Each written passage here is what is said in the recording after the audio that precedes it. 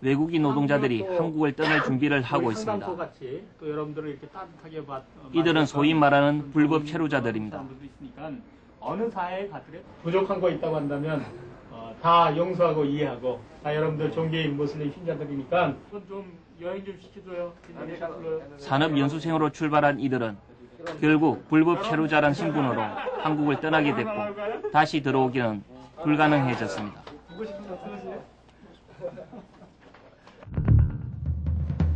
현대판 노예 제도로 비유되는 외국인 산업연수생 제도. 불법 체류자를 양산하는 이 제도에 대한 비판의 목소리가 높습니다.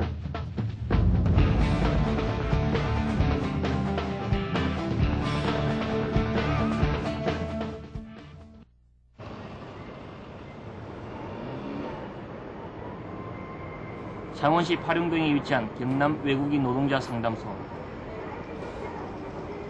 이곳에는 억울함을 호소하는 외국인 노동자들의 발길이 끊이질 않습니다.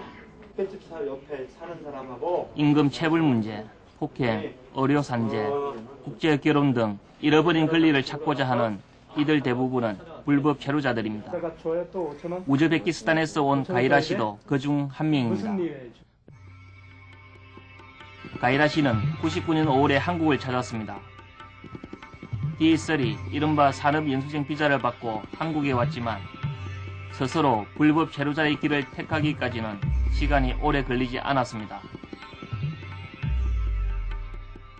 За месяц у нас 360. 360. Ну, то если там лично поработать, я за поработал месяц 42 тысяч получил. Сколько ты отработал по контракту? Ну, 3 месяца. 3 месяца. 3,500.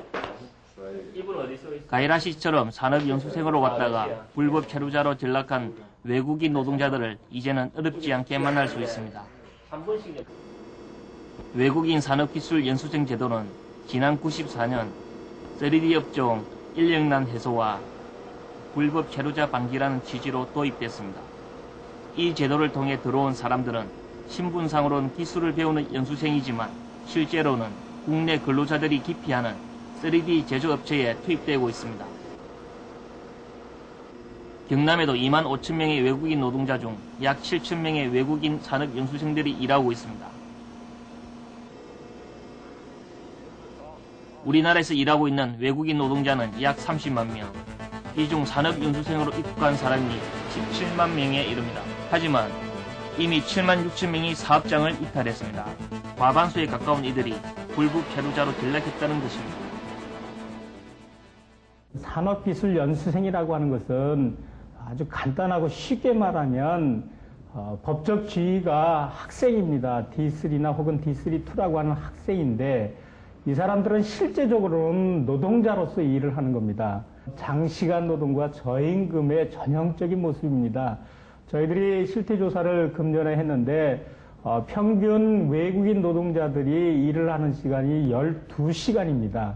12시간이라고 하는 것은 국내 노동자들보다도 상당히 높은 수준의 노동시간이라고 볼 수 있고.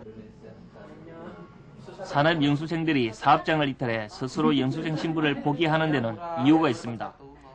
연수생 신분으로 받는 월급은 약 47만 원. 하지만 불법 체류자로 일하게 되면 2배에 가까운 돈을 받게 됩니다. 또한 이들은 한국에 올 때 현지 송출 기간에 과다한 비용을 내고 들어옵니다. По месяцу, в месяц сколько тебе говорили будет? Советуем совсем лимон. 100만 원. 그런데 실제 일을 했을 때는 어땠어요? А по сколько ты получал, получается, в месяц? На руки. Да, ну в месяц. По контракту? Да. По 350, по 400 получил. पैसे दे के आए थे 4 लाख देते हैं।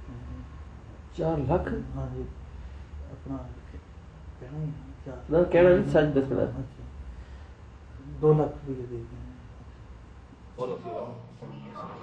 현재 외국인 산업 연수 프로그램은 중소기업 협동조합 중앙회라는 민간단체에서 맡고 있습니다.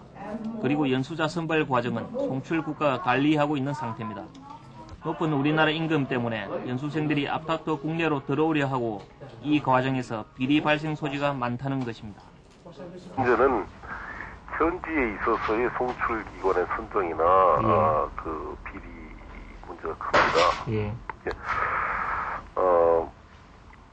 견수생 선발 권한이 현지 송출 기관에 주어져 있는 것으로 되어 있습니다만은 사실상 그 과정에서 여러 가지 그런 급행 프리미엄이라든지 과도한 송출력, 브로커가 개입해가지고 심지어 한 1,000만 원 이상, 2-3천만 원까지 급행료나 어떤 브로커한테 돈을 지급하고 들어온 이 근로자들이 그 과다한 빚을 갚기 위해서 불법 체류를 하게 되고 또 연수 현장을 이탈하는 현상이 발생이 되는데 이건 좀 감독을 더 체계화시키고 상대 정부의 송출 그 과정에서 비리가 차단될 수 있도록 하는 노력이 더 외교적인 경로를 통해서 더 강화된다고 생각됩니다.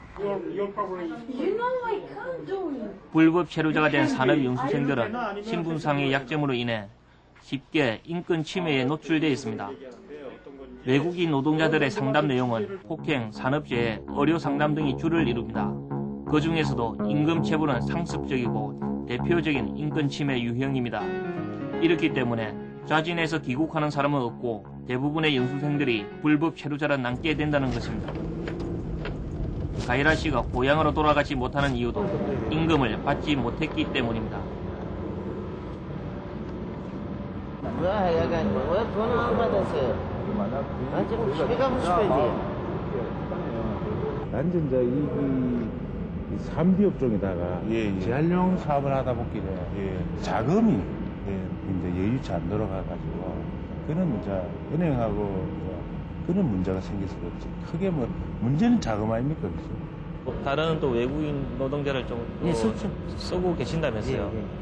공장에 공장에 어려움이 있으니까 뭐 부도 낼 수는 없고 무슨 얘기죠?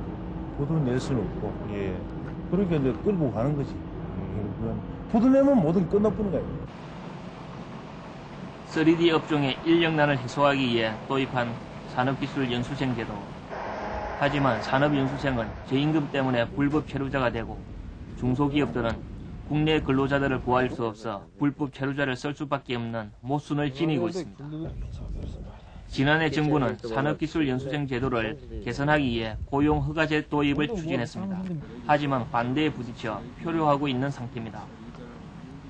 고용허가제 돼버리면 급여가 인상되는 부분 포함해서 또 노동상권, 특히 단체 행동권 같은 경우는 그런 것도 굉장히 문제시될 소지가 많기 때문에 아직 법적으로 저희들 완벽히 규정도 안 만들어져 있는 상황에서 그걸 도입하는 거는 우리나라 중소기업 환경 자체가 워낙 열악하다 보니까 그런 제도 변화에 대해서 제대로 적응을 하지 못할 것이라는 저희들 입장이 있기 때문에 저희들은 지금 현재로서는 아직 도입 반대를 하고 있습니다. 국내 근로자들이 기피하는 그 3D 업종이라든지 그런 작업 환경이 그 열악한 직종에 대해서는 구조적으로 그 국내 근로자를 확보하기가 상당히 그 곤란한 그런 입장입니다. 그래서 부득이 외국인 근로자들을 갖다가 우리가 중소기업에서 활용을 하고 있고, 또 현행 그 산업연수생제의 그 존속의 단계에 대해서 그 노정이 있어야 된다. 지금 현재 그 고용허가제의 필요성을 느끼고 있습니다만은 현재 아직까지 입법화되지 못하고 있는 그런 실정이죠. 외국인 노동자에 대한 인종차별과 인권유리는 이제 사회 문제뿐 아니라 국제 여론 악화의 원인이 되고 있습니다. 그래서 외국인 노동자들을 인권의 사각지대로 몰아넣는 외국인 산업연수생 제도에 변화가 필요하다는 것입니다. 근본적으로 연수생이 아니라 노동자로서 현실 그대로 인정하고 그에 맞는 권리 의무를 설정하는 것이 필요한데 그것이 소위 말하는 고용허가제입니다. 고용허가제를 포함해서 외국인 노동자의 고용과 인권 보장에 관한 특별법을 제정한다면 이 현실에 맞는 법적인 대응을 할 수 있을 것 같습니다. 연수생들을 불법 체류자로 만드는 등 많은 부작용을 지닌 외국인 산업연수생 제도를 개선하지 않는다면 앞으로 더 많은 문제점을 양산할 수밖에 없을 것입니다. 외국인 산업연수생들이 불법 체류자가 아닌 근로자 신분으로서 당당히 대우를 받아야 된다는 목소리가 힘을 가지는 데는 바로 이런 이유가 있기 때문입니다.